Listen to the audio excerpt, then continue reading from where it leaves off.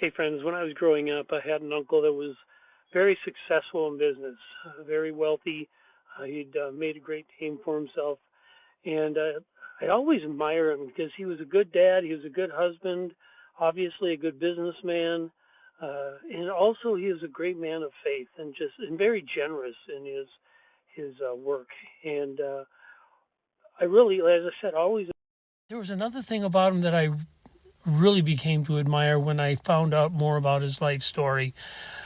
What I found out is when he started out his business career, he started out by selling roses door to door. That's how he made his money. That's how he supported his family.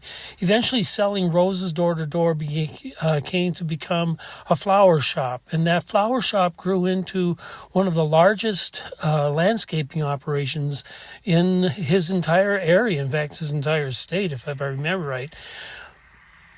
But he started out by selling roses. And I thought about that. I thought, how many times do you think he came home at night after a bad night of sales thinking, why am I doing this? This is ridiculous.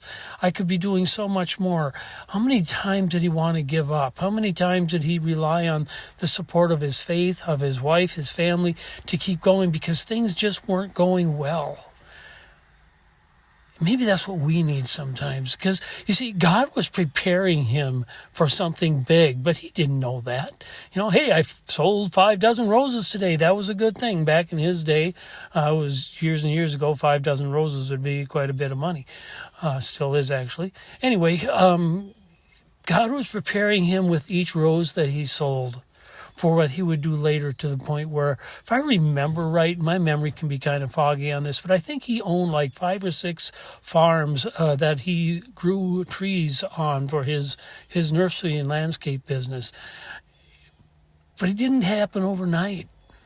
It didn't happen right away. I'm sure I never got a chance to ask him, but I'm sure there were times where he was discouraged, times when he was worried, times when he didn't think he was going to be able to make it. But he kept going. And you know what? That's what I wish I had. And that's what I'm working on having, actually. And that's what I encourage you to have, is to not give up. If you have a goal in mind, a dream in mind, maybe it's a book to write, maybe it's a relationship that you want to deepen, maybe it's a career that you're starting out, maybe it's just getting ready for life changes. Don't get discouraged. It takes time, but you can do this. God is with you. Hey, thanks for listening. Have a great day. We'll talk to you next time.